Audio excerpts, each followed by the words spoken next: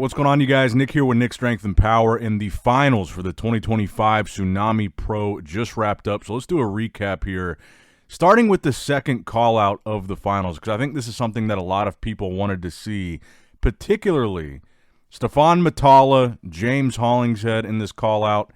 You also had Tim Budesheim in the mix here.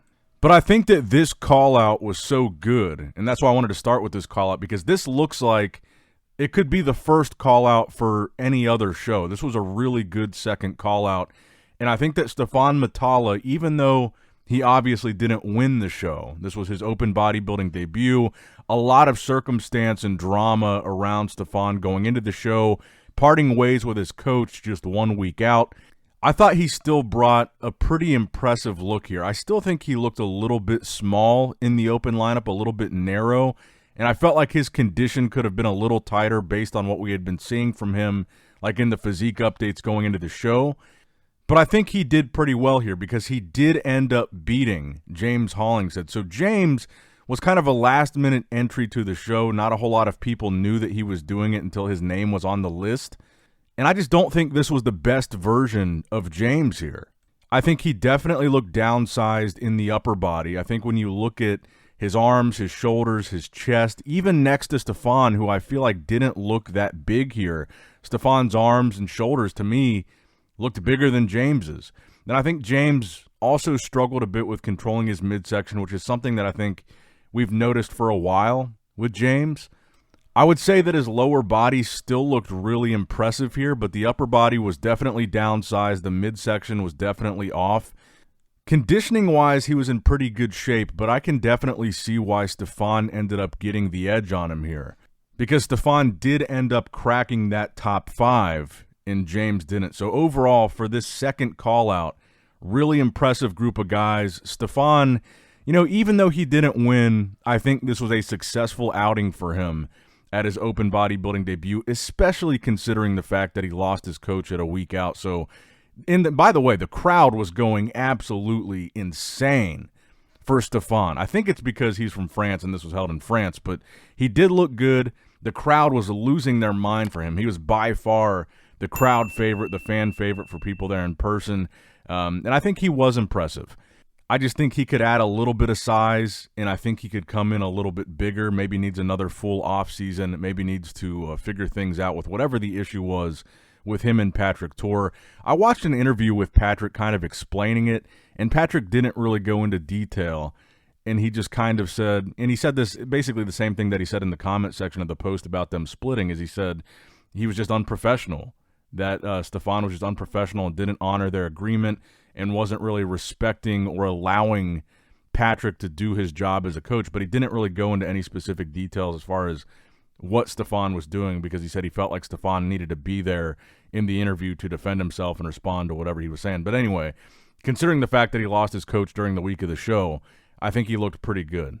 So let's get into the first call out here. From left to right, you've got Roberto Bonomo, Quint Beastwood, Sergey Danislav, and Hassan Mustafa.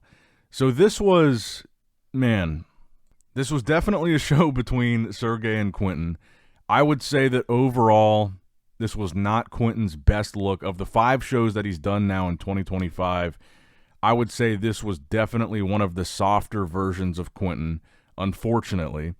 I think he looked maybe his best at the Europa show, the Germany show, the last show that he did. This was not the same version of Quinton here as what we saw at the Europa show, for sure. I didn't think he looked bad. I thought maybe after prejudging, maybe he did enough to win. But I got to say, I feel so bad for Quinton because he didn't win this show. Quinton wound up in second place, and Sergey wound up winning. Hassan Mustafa in fourth, Roberto Bonomo in third.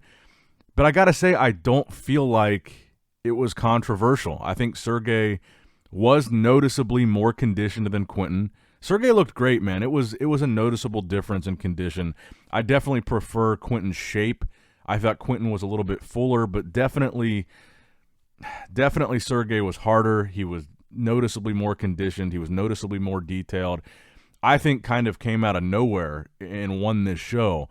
And I can't help but feel so bad for Quinton, man. I really, really thought going into this this was going to be the one. I thought this was going to be the show that Quinton finally won and got that early qualification for 2026. But again, that always a bridesmaid, never a bride. The 5th show straight that he's almost won and didn't, and the 4th show that he's been second place this year. But I honestly can't say that I disagree with the decision. I think Sergey deserved it. He was noticeably in better shape than Quinton, and this was not Quinton's best look. I think he definitely looked better. I would say he looked better at the last 2 shows, at Europa and the Italy show, the Pro Muscle show. And I think you were kind of seeing the same thing here that we saw at those shows, fading a little bit for finals. I think it was definitely a little bit softer in the upper body than the lower, but even the lower body, I would say, wasn't nearly as tight in the glutes and hamstrings as he was at, say, the Europa show against Urs. And then I think Hassan actually looked pretty good. He impressed me a little bit here, cracking the top 4.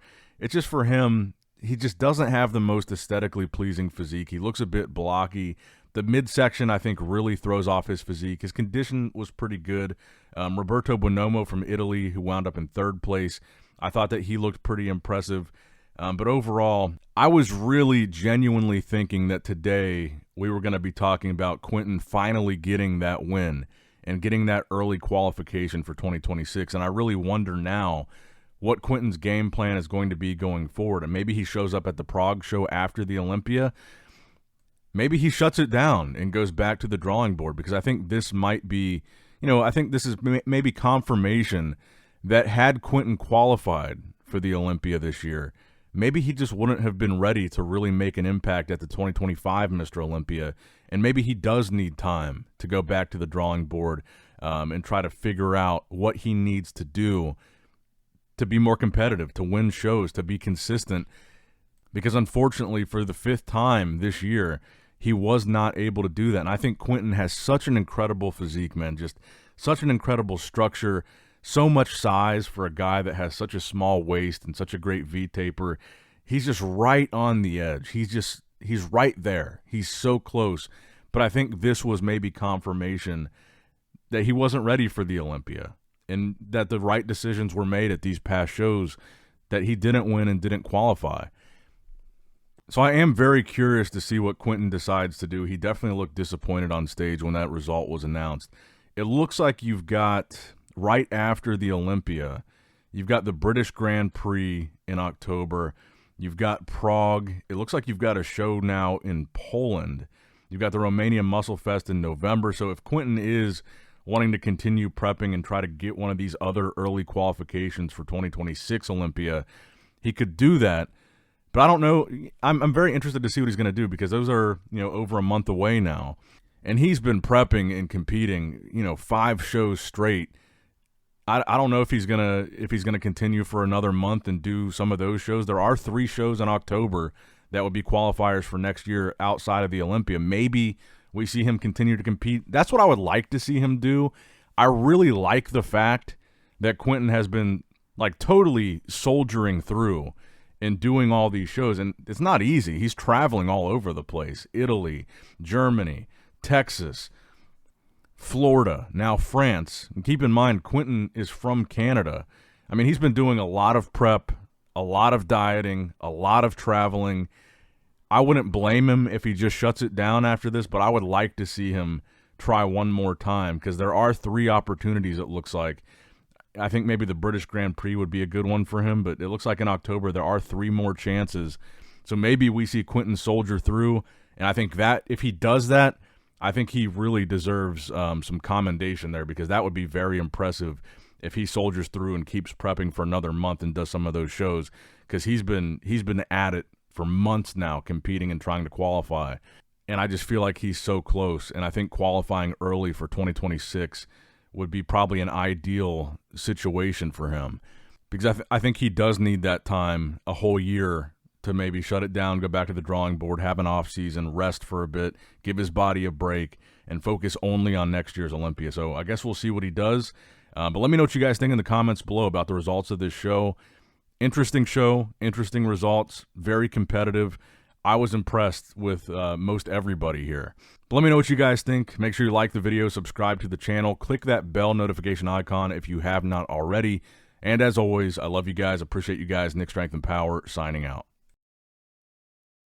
All right, guys, don't forget to click that like button and subscribe to this channel if you enjoy the content. Also, check out my Instagram at Nick Strength Power, my Facebook page, which is simply Nick Strength and Power, my secondary YouTube channel, Nick Strength and Vlogs, for vlogs and bonus content that you will not see on this channel. And consider subscribing to my third YouTube channel, Nick Strength and Pokemon, which is all things Pokemon and trading card games, completely unrelated to this channel. So if you're into that, give that one a look.